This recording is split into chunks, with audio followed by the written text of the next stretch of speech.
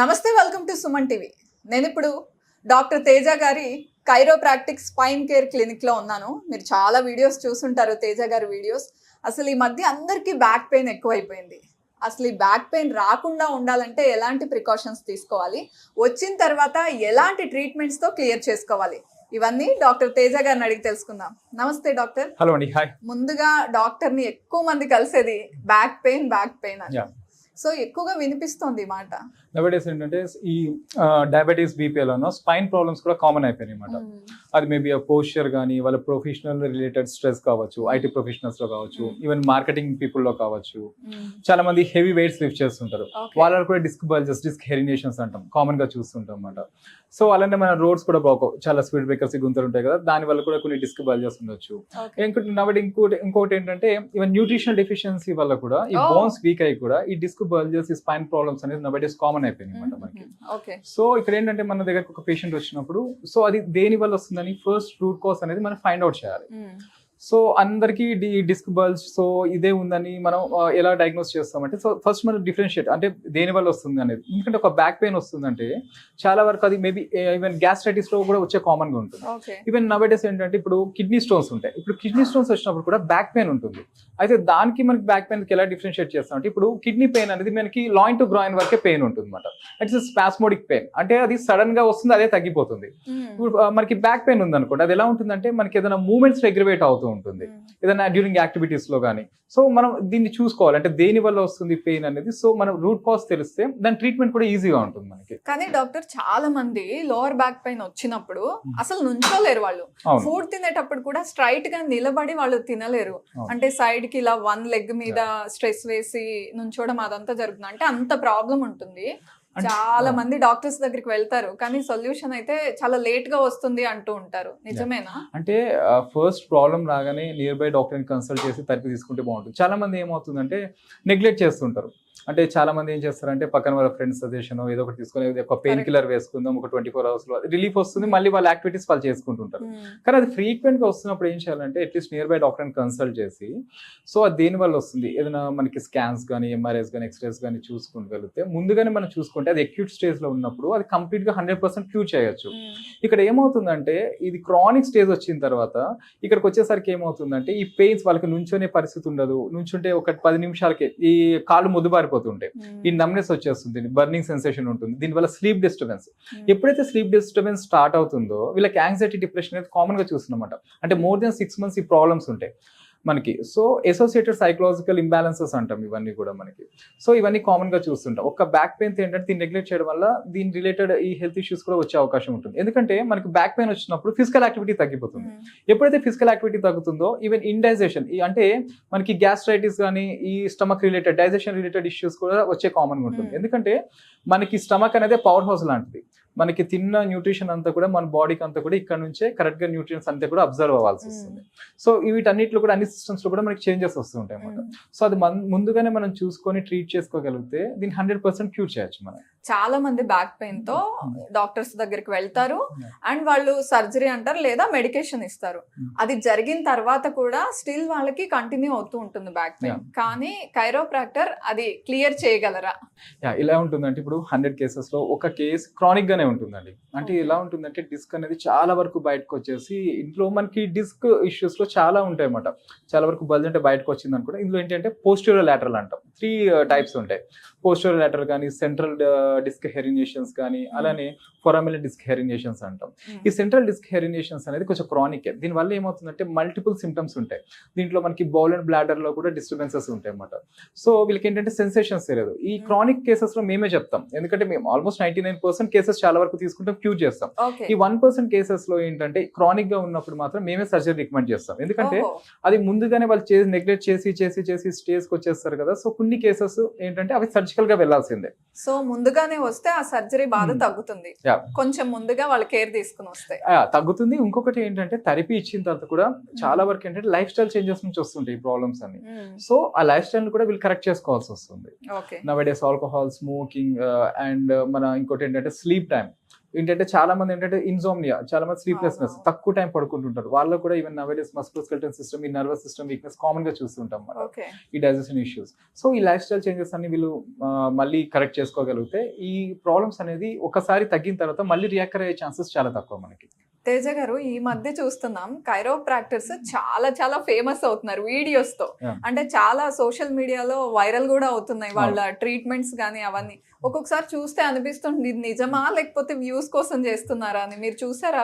చూస్తామండి. యాక్చువల్లీ ఏంటంటే medical chiropractic and non medical రెండు ఉంటుంది. అదేంటంటే మెడికల్ బేస్డ్ మాట. ఇక్కడ ఏంటంటే మేము 4.5 years అండ్ 2.5 years పీజీ చేస్తున్నాం. అంటే మా బ్యాక్గ్రౌండ్ అంటే కూడా మెడికల్ ఇస్ ఫిజియోథెరపీ వచ్చి. సో ఇక్కడ ఏంటంటే మాకు కంప్లీట్ గా అనాటమీ అంతా కూడా ఐడియా ఉంటుంది. ఏది ఎక్కడ ఉంటుంది, ఏ పార్ట్ ఎక్కడ ఉంటుంది, ఏ నర్వస్ సిస్టమ్, కంప్లీట్ గా ఏ మజిల్స్ ఎలా ఉంటుంది, దాన్ని ఎలా ట్రీట్ చేయాలి అనేది. సో ఇక్కడ ఏంటంటే మనకి పేషెంట్ ట్రీట్ చేసినప్పుడు దీని వల్ల వచ్చే డేంజర్స్ కానీ సైడ్ ఎఫెక్ట్స్ కానీ ఏమి ఉండవు అన్నమాట. మనం బ్లైండ్ గా ఏం తెలియకుండా మూమెంట్స్ ఇస్తే ఏమవుతుందంటే there is the chances of paralysis కానీ అదర్ హెల్త్ ఇష్యూస్ వచ్చే అవకాశం ఉంటుంది అన్నమాట. కరెక్ట్ గా దాన్ని రిలీజ్ చేయగలిగితే. ఇంకోటి నవేడేస్ కైరోప్రాక్టిక్ కూడా చాలా చోట్ల ఫెయిల్ అయిపోతుంది. చాలా మంది కైరోప్రాక్టిక్స్ దేని వల్ల అంటే ఆ డిస్క్ అనేది కరెక్ట్ గా అడ్జస్ట్ చేయాలి, అది మనకు తెలియాలి. ఇప్పుడు నవేడేస్ ఏంటంటే సౌండ్ వస్తేనే కైరోప్రాక్టిక్ అంటున్నారు చాలా మంది. అది సౌండ్ వస్తే కాదు, యాక్చువల్లీ దాన్ని అడ్జస్ట్ చేయడం కైరోప్రాక్టిక్ ట్రీట్మెంట్ అన్నమాట. దీన్ని మేము హెచ్విటి అని కూడా అంటాం ఫిజియోథెరపీలో, హై వెలాసిటీ థ్రస్ట్ అంటాం, హెచ్విటి అంటాం ఫిజియోథెరపీలో. సో ఏంటంటే కరెక్ట్ గా మనం అలైన్ చేయగలిగితే ఎక్కడైతే మిస్ అయిందో అది మళ్ళీ మనకి బెటర్ అవుతుంది. సో అది ఎక్కడ మిస్ అయింది, దేని వల్ల అయింది, కంప్లీట్ గా మనం ఫిజికల్ గా ఎగ్జామిన్ చేయాలన్నమాట పేషెంట్ ని. ఇంకా వాళ్ళ హిస్టరీ టేకింగ్ అంటాం, దాంట్లోనే మనకు సగం తెలిసిపోతుంది. సో ఇవన్నీ మనం కరెక్ట్ గా చూసుకోగలిగితే 100% సక్సెస్ రేట్ ఉంటుంది మనకి. రైట్. ఈ మధ్య కొంతమంది డాక్టర్సే చెప్తున్నారు, దొంగ డాక్టర్లు కూడా ఉన్నారు, జాగ్రత్త అని. అంటే మీరు చెప్పింది కూడా అలాగే ఉంది. అంటే నాన్ మెడికల్ వాళ్ళు కూడా వచ్చి అలా పర్మిషన్స్ ఉంటాయా? అంటే అదొక కోర్స్ లాగా చేస్తారా ఏంటి? యాక్చువల్లీ ఇది కోర్స్ అండి, ఓపెన్ చెప్పాలంటే ఇది ఒక కోర్స్ ఉంటుంది. అండ్ మెడికల్ బ్యాక్గ్రౌండ్ ఉండాలి, మినిమం మెడికల్ బ్యాక్గ్రౌండ్. ఏంటంటే దీని వల్ల ఎటువంటి హార్మ్ ఉండదు వాళ్ళకి, ఎటువంటి సైడ్ ఎఫెక్ట్స్ అనేది ఉండవు. ఏమి తెలియకుండా బ్లైండ్ గా చేస్తే మాత్రం దీని వల్ల వచ్చే డేంజర్స్ చాలా వరకు ఉండే అవకాశం ఉంది మనకి. సో ఒక పేషెంట్ వెళ్తున్నప్పుడు ఏంటంటే యాక్చువల్లీ వాళ్ళు కూడా చూసుకోవాలి ఏ కైరోప్రాక్టిక్ దగ్గరికి వెళ్తున్నారు, వాళ్ళ బ్యాక్గ్రౌండ్ ఏంటి, వాళ్ళు ఏం చేశారు. సో అది. అండ్ ఇంకొకటి ఏంటంటే మన క్లినిక్స్ లో ఇక్కడ దీంతో పాటు ఇక్కడ ట్రీట్మెంట్ అవుతున్న పేషెంట్స్ తో కూడా మేము డైరెక్ట్ మాట్లాడమంటాం. ఎందుకంటే మనకి ఇక్కడ సక్సెస్ రేట్ బాగుంటుంది, తగ్గుతుంది కాబట్టి. ఇక్కడ ట్రీట్మెంట్ అవుతున్న ఎప్పుడు 10-15 మెంబర్స్ ఉంటూనే ఉంటారు ఏ టైంలో వచ్చినా. సో ఏంటంటే ఆ పేషెంట్స్ కూడా డైరెక్ట్ గా మాట్లాడమని ఎలా చేస్తారు, ఎందుకంటే ఒక్కొక్కరు డిఫరెంట్ డిస్ట్రిక్ట్స్, డిఫరెంట్ స్టేట్స్ నుంచి వస్తారు కదా. సో వీళ్ళకి కూడా ఏంటంటే కొంచెం positive thinking and confidence levels కూడా పెరుగుతాయి వాళ్ళతో మాట్లాడినప్పుడు. సో అందుకే ఇక్కడ ఉన్న ట్రీట్మెంట్ అవుతున్న పేషెంట్స్ తో కూడా డైరెక్ట్ గా వెళ్ళి మాట్లాడమని. సో అంటే పేషెంట్స్ వస్తే మీరు మాట్లాడడం కాకుండా ఆల్రెడీ ట్రీట్ చేసిన వాళ్ళతో మాట్లాడిస్తారు మీరు? ట్రీట్ చేసిన వాళ్ళతో. ఇక్కడ ట్రీట్మెంట్ అవుతున్న వాళ్ళు కూడా ఉంటారు. ఇప్పుడు 10 days నుంచి థెరపీ తీసుకుంటున్న వాళ్ళు ఉంటారు, అండ్ 5 days నుంచి, కొంతమంది 20 days నుంచి. అండ్ ఎంత ఇంటెన్సిటీ తగ్గింది వాళ్ళకి పెయిన్ బిఫోర్ అండ్ ఆఫ్టర్, ఇక్కడ రాకముందు వచ్చిన తర్వాత, అండ్ 30% తగ్గిందా, 100% ఇంటెన్సిటీ ఆఫ్ పెయిన్ రెడ్యూస్ అయిందా అనేది మేము అడగమని చెప్తాం అన్నమాట. సో దాని వల్ల ఏంటంటే వీళ్ళు కాన్ఫిడెన్స్ లెవెల్స్ పెరుగుతాయి, కొంచెం పాజిటివ్ గా కూడా థింక్ చేస్తారు. ఓకే.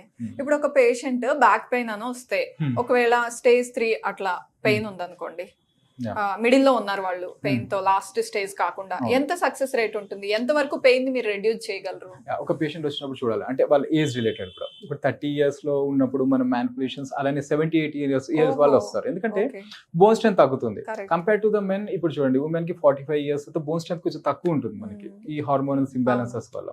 సో ఇది చూసుకోవాలి. అంటే అందరికి అంత ఫోర్స్ ఇవ్వడం వల్ల ఏమవుతుందంటే ఫ్రాక్చర్స్ అయ్యే ఛాన్సెస్ ఉంటాయి. సో ఎంత ఫోర్స్ అప్లై చేయాలి, దాన్ని ఎలా రిలీజ్ చేయాలి, మనం కరెక్ట్ గా చూసుకుంటే దాని వల్ల హార్మ్ ఉండదు, అండ్ సైడ్ ఎఫెక్ట్స్ కూడా ఏమి ఉండదు అన్నమాట. సో ఇవన్నీ చూసుకోవాల్సి ఉంటుంది మనం.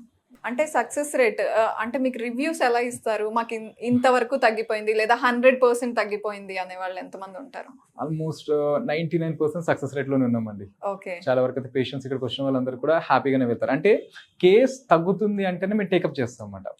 ఓహో, ఓకే. సో లేదు, కొన్ని కేసెస్ ఉంటాయి సర్జరీకి మేము చెప్పాం, ముందే చెప్పేస్తాం, ఇది కాదు సజెస్ట్ చేస్తాం మీరు సర్జరీకి వెళ్ళండి అని చెప్పి.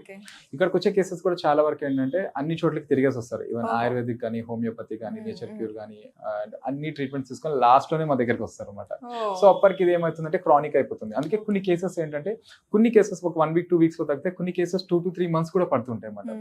కొన్ని కేసెస్ 100% 60-70% బెటర్ అవుతుంది, కొన్ని కేసెస్ 99% బెటర్ అవుతుంటాయి మనకి compare to the other centres other therapies ఇక్కడ చూసుకుంటే మనకి సక్సెస్ రేట్ బాగుంటుంది. రైట్. ఇంకొక విషయం, కొంతమంది ఫిజియోథెరపీ చేసి కూడా తగ్గిస్తామంటారు కొన్ని పెయిన్స్ ని. కైరోప్రాక్టర్ కి ఫిజియోథెరపిస్ట్ కి ఏం డిఫరెన్స్ ఉంటుంది? అంటే పెయిన్ ని ఎంత వరకు రెడ్యూస్ చేయగలరు? ఏంటి డిఫరెన్స్ మేజర్ గా? అంటే ఫిజియోథెరపిస్ట్ ఏంటంటే కైరోప్రాక్టిక్ చేయగలిగితే ఈజీగా తగ్గుతుంది, ఎందుకంటే మెడికల్ బ్యాక్గ్రౌండ్ ఉంటుంది, నాలెడ్జ్ ఉంటుంది. కాబట్టి ఒక ఫిజియోథెరపీకి అండ్ కైరోప్రాక్టిషనర్ ఒకరే అయితే ఏమవుతుందంటే రెండు కాంబినేషన్ థెరపీ ఇచ్చినప్పుడు ఈ కాంబినేషన్ లో ఇప్పుడు మనకి 10 days పట్టేది 5 to 6 సెషన్స్ లోనే తగ్గిపోతుంది. అంటే డ్యూరేషన్ తగ్గించచ్చు మనం. ఓకే. సో అందుకే ఇప్పుడు మన దగ్గర ఏంటంటే ఒక physiotherapy and chiropractic and osteopathy advanced అనమాట. సో ఈ ఆస్టియోపతి థెరపీస్ లో కూడా ఈ కాంబినేషన్స్ ఏంటంటే ఎక్కువ టైం తీసుకో, తొందరగా తగ్గుతుంది మనకి.